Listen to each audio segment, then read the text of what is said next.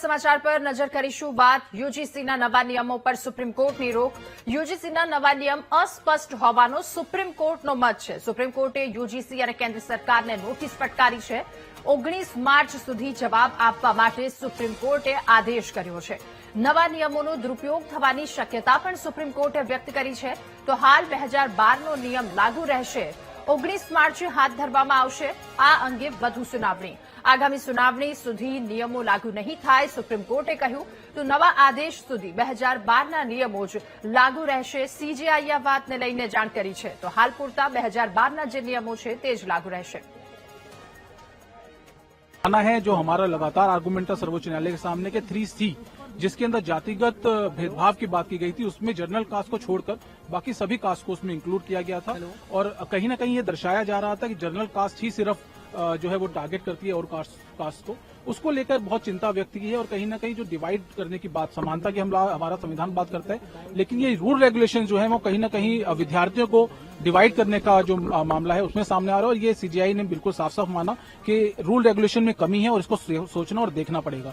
इसी को लेकर उन्होंने ये कहा, एक सजेशन भी आया है कि एक कमेटी गठित की जाए और उस कमेटी के अंदर जो लीगल एमनी है, जो लोग एकेडमिक्स के हैं, कानूनी जानकार है, उन सबको रखा जाए और दोबारा से इसके बारे में फ्रेम करने के बारे में सोचा जाए। साथ साथ इसको स्टे कर दिया गया है। अब मार्च 2019 की जो है वो तारीख दी गई है। अभी जो सजेशन आया था उस सजेशन में लीगल एक्सपर्ट्स की बात की गई है, एकेडमिक्स की बात की गई है, सामाजिक जानकार जो है उनकी बात की गई है, पर अभी फॉर्मेशन को लेकर कोई साफ बात नहीं की गई है। लेकिन सजेशन आया तो आगे देखना होगा। आज माननीय सुप्रीम कोर्ट ने जो यूजीसी रेगुलेशंस नए नियम पास किए गए हैं उस पर सुप्रीम कोर्ट ने रोक लगाई है, उसको एबियंस में रखा है। और सुप्रीम कोर्ट ने अपनी पावर्स को एक्सरसाइज करते हुए अंडर आर्टिकल 142 जो यूजीसी रेगुलेशंस 2012 हैं उनको इन ऑपरेशन किया, उनको प्रभावी किया। अगला कदम क्या रहेगा, क्योंकि इसमें सुप्रीम कोर्ट की तरफ अब सुप्रीम कोर्ट ने इस मामले में केंद्र सरकार को और सारे पक्षकारों को नोटिस जारी किया है और इस मामले की अगली सुनवाई 19 मार्च को निर्धारित की गई। 19 मार्च को क्या कुछ होने की संभावना है? अब ये तो कोई व्यक्ति प्रेडिक्ट नहीं कर सकता है। केंद्र सरकार से जवाब मांगा है, केंद्र सरकार अपना जवाब देगी, फिर मामला आगे बढ़ेगा। તો સુપ્રીમ કોર્ટે કહ્યું છે કે હવે એક નવી કમિટીની રચના કરવામાં આવશે। આ અંગે વધુ વિચારણા પણ કરવામાં આવશે। યુજીસીના નવા નિયમ પર સુપ્રીમ કોર્ટની રોક। યુજીસીના નવા નિયમ અસ્પષ્ટ હોવાનો સુપ્રીમ કોર્ટે મત વ્યક્ત કર્યો છે અને આ સાથે કેન્દ્રને નોટિસ પણ ફટકારી છે। ત્યારે સુપ્રીમ કોર્ટે શું કહ્યું એ પણ સમજી લઈએ। ગ્રાફિક્સના માધ્યમથી 2026 રેગ્યુલેશનમાં ભેદભાવની ભાષા અસ્પષ્ટ હોવાનું કહ્યું। આઝાદીના 75 વર્ષ પછી પણ જાતિગત ભેદભાવવાળી વાત સુપ્રીમ કોર્ટે કહી છે। જાતિના ભેદભાવ તરફ આગળ વધી રહ્યા છીએ કે પછી પાછા જઈ રહ્યા છે, આ એક સવાલ એક સૌથી મોટો થઈ રહ્યો છે, જેને લઈને રોક લગાવવામાં આવી છે હાલ પૂરતી। ભેદભાવની પરિભાષા વધુ સમાવેશી હોવી જોઈએ સુપ્રીમ કોર્ટે કહ્યું છે। આગામી સમયમાં એક કમિટીનું ગઠન કરવામાં આવશે। આ કંઈ બહુ મોટો સંવિધાનિક મુદ્દો નથી અને આ તમામ વાત સુપ્રીમ કોર્ટે કહી છે। એક વિશેષ કમિટી પણ બનાવી શકાય અને એ કમિટી આના પર વધુ વિચારણા કરશે, વધુ સારી રીતે નિર્ણય લઈ શકશે। આગામી સમયમાં કેન્દ્ર સરકાર અને યુજીસી આ અંગે જવાબ આપે સુપ્રીમ કોર્ટે કહ્યું છે। ત્યારે આ યુજીસીને લઈને હાલની આ તમામ વાતો, અત્યારે હાલ 2012ના નિયમ લાગુ રહેશે। નવા નિયમ પર હાલ પૂરતી રોક લગાવવામાં આવી છે। આ સાથે કેન્દ્રને રજૂઆત કરવા માટે પણ જણાવવામાં આવ્યું છે। 2026ના રેગ્યુલેશનમાં ભેદભાવની ભાષા અસ્પષ્ટ છે। સુપ્રીમ કોર્ટે આ તમામ વાતો કરી છે અને સાથે એ પણ કહ્યું છે કે આઝાદીને 75 વર્ષ થઈ ગયા છે, તેમ છતાં જાતિગત ભેદભાવ હજુ સુધી છે। એટલે આપણે કઈ દિશા તરફ જઈ રહ્યા છે? જાતિના ભેદભાવ તરફ આપણે આગળ વધી રહ્યા છે કે આમાં પાછળ જઈ રહ્યા છે?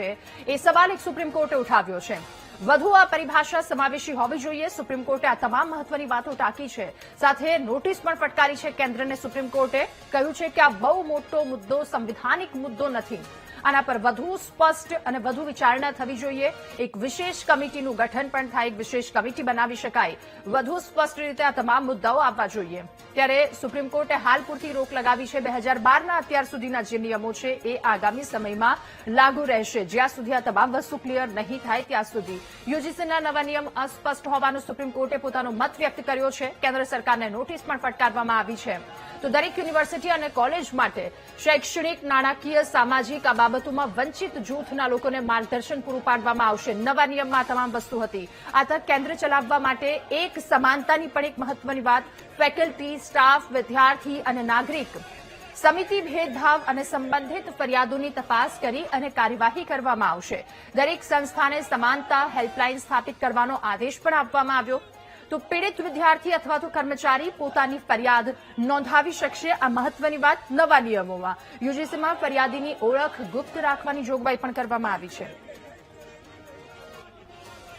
અને આપણી સાથે પાટીદાર આગેવાન દિનેશભાઈ બાંભણિયા જોડાયા છે. દિનેશભાઈ, ખૂબ સ્વાગત છે આપનું વીટીવી ન્યૂઝમાં. દિનેશભાઈ, હાલ પૂરતો જે મત સામે આવ્યો છે સુપ્રીમ કોર્ટનો યુજીસીના નવા નિયમ પર રોક લગાવી છે, આપનું શું કહેવું? સમગ્ર ભારતમાં સવર્ણ સમાજનો જળમૂળથી સફાયો કરવાની જે નીતિ હતી અને ખાસ કરીને દીકરા દીકરીઓના ભવિષ્ય સાથે છેડા કરવાનો પ્રશ્ન હતો, એમાં નામદાર સુપ્રીમ કોર્ટે આજે સ્ટે લગાવ્યો છે અને અમે આવકારીએ છીએ. પરંતુ ભવિષ્યમાં સમગ્ર સવર્ણ સમાજને કોઈ પણ પ્રકારના અન્યાય ન થાય અને સાથે સાથે આ કાયદો જળમૂળથી નાબૂદ થાય એના માટેની લડત અને પ્રયાસો ચાલુ રહેશે. ભારત સરકારના સમાનતાની વાત કરતી સરકારો આજે સવર્ણ સમાજને અન્યાય કરવાનો પ્રયત્ન કરે તો ક્યારે પણ ચલાવી ન લે અને આજે સુપ્રીમ કોર્ટે જે ચુકાદો આપ્યો છે એને અમે ખૂબ ખૂબ આવકાર કરીએ છીએ. દિનેશભાઈ, સવાલ એ પણ કે જે હાલ પૂરતો સ્ટે લગાવવામાં આવ્યો છે, કેન્દ્રને પણ નોટિસ ફટકારવામાં આવી છે, આ તમામની વચ્ચે જે પ્રતિનિધિઓ છે એમના તરફથી કોઈ પ્રતિક્રિયા આવી છે? હવે નામદાર સુપ્રીમ કોર્ટે જે વાત કરી છે તેને લઈને અત્યારે હાલ પૂરતો સ્ટે આવ્યો છે, પરંતુ કાયદાકીય પ્રક્રિયામાં આગળ ભવિષ્યમાં આમાં સુધારો થશે એવું અમને સંપૂર્ણ વિશ્વાસ છે અને સુધારો કરવા માટેની તમામ પ્રકારની લડાઈઓ રાજકીય, સામાજિક, કાયદાકીય લડવામાં આવશે. જી દિનેશભાઈ, આભાર આપનો અમારી સાથે જોડાવા બદલ. તો આગળ પણ આ લડાઈમાં તેઓ સાથે રહેશે. હાલ પૂરતી જે રોક લગાવવામાં આવી છે આ નિયમની સાથે તેઓ સુપ્રીમ કોર્ટના નિર્ણયને પાટીદાર અગ્રણીઓએ આવકાર્યો છે.